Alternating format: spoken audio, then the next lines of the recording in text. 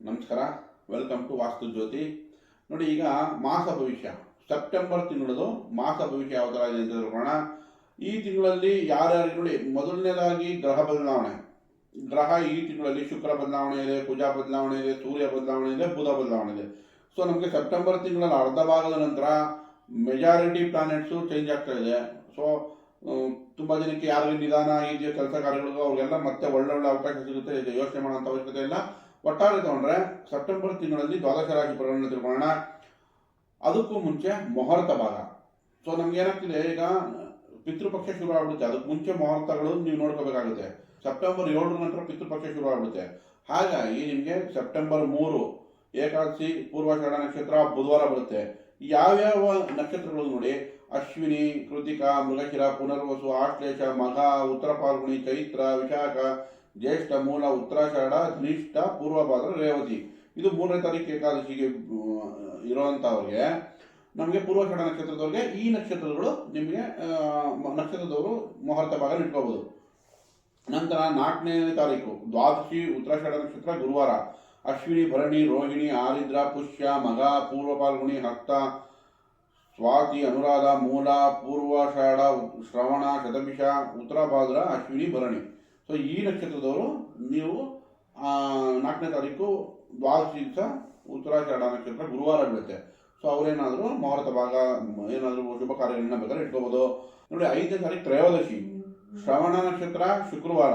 ಯಾವ್ಯಾವ ನಕ್ಷತ್ರದವ್ರಿಗೆ ಯಾವ ಬರುತ್ತಿದೋ, ಭರಣಿ, ಕೃತಿಕಾ, ಮೃಗಶಿರ, ಪುನರ್ವಸು, ಆಶ್ಲೇಷ, ಪೂರ್ವ ಫಾಲ್ಗುಣಿ, ಉತ್ತರ ಫಾಲ್ಗುಣಿ, ಚೈತ್ರ, ವಿಶಾಖ, ಜ್ಯೇಷ್ಠ, ಪೂರ್ವಾಷಾಢ, ಉತ್ತರಾಷಾಢ, ಧನಿಷ್ಠ, ಪೂರ್ವಭಾದ್ರ, ರೇವತಿ.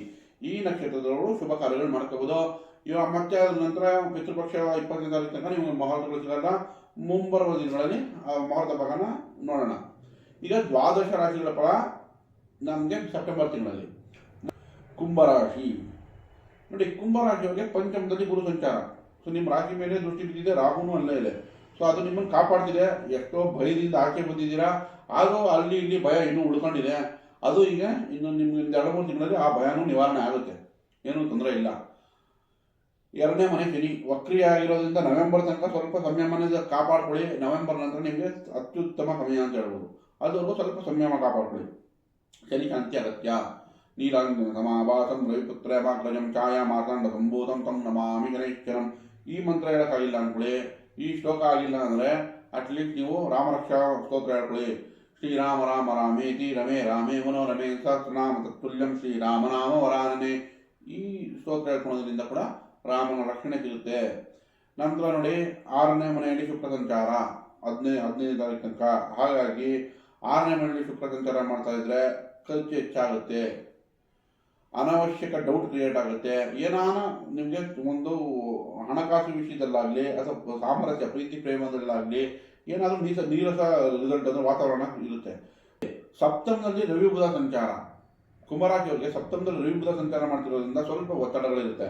7ನೇ ಮನೆಯಲ್ಲಿ ನಾವು ಅಂಥ ಪಾಸಿಟಿವ್ ರಿಸಲ್ಟ್ ಕೊಡಲ್ಲ, ಏನಾನ ಒಂದು ನಿರಾಸೆ, ಡಿಟ್ಯಾಚ್ಮೆಂಟ್ ಅಂತೀವಿ. ಸೊ ಬೇಜಾರಲ್ಲಿ ಇರ್ತಾರೆ. ಅದ್ರ ಕೇತು ಬೇರೆ ಅಲ್ಲೇ ಇದೆ. ಯಾವಾಗ ರವಿ ಕೇತು ಬುಧ ಇದಾಗುತ್ತೋ ಆಗ ಸ್ವಲ್ಪ ಅನ್ನೆಸರಿ ಇನ್ವೆಸ್ಟ್ಮೆಂಟ್ ಆಗುತ್ತೆ, ಬೇಡದಿರೋ ಕಾಸಿಗೆ ಖರ್ಚಾಗುತ್ತೆ. ಸೊ ಹಾಗಾಗಿ ಅದ್ರ ಮೇಲೆ ವ್ಯಾಪಾರದಲ್ಲಿ ಎಚ್ಚರಿಕೆ ವಹಿಸಬೇಕು. ಕುಟುಂಬದಲ್ಲೂ ಅಷ್ಟೇ. ಈಗ ಪತಿ ಪತ್ನಿ ಅಂದರೆ ಆರೋಗ್ಯದ ಕಡೆ ಗಮನ ಕೊಡಬೇಕಾಗುತ್ತೆ. ಯಾಕಂದರೆ ರವಿನೂ ಸಪ್ತಮಾಧಿಪತಿ ಸಪ್ತಮದಲ್ಲೇ ಇದ್ದು ಅದ್ರ ಜೊತೆ ಕೇತುನೂ ಸೇರುತ್ತೆ, ಬುಧನೂ ಸೇರುತ್ತೆ.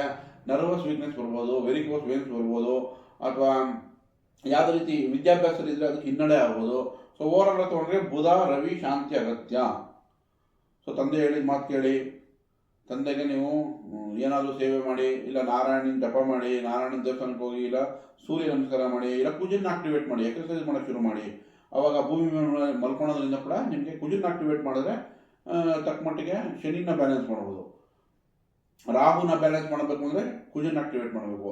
ಹಾಗೆಯೇ ನಮಗೀಗ ಬುಧನ್ಗೆ ವಿಷ್ಣು ಸಹಸ್ರನಾಮ ಹೇಳ್ಕೊಳ್ಳಿ, ಹಸಿರು ವಸ್ತ್ರವನ್ನು ದಾನ ಮಾಡಿ. ಇದರಿಂದ ಕೂಡ ಬುಧವನ್ನು ಬ್ಯಾಲೆನ್ಸ್ ಮಾಡ್ಬೋದು. ನೆಕ್ಸ್ಟ್ ಅಷ್ಟಮಕ್ಕೆ ಹೋಗೋದ್ರಿಂದ ಈ ತಿಂಗಳು ಪೂರ್ತಿ ರವಿ ಬುಧದಿಂದ ಪರಿಹಾರ ಅಗತ್ಯವಿದೆ.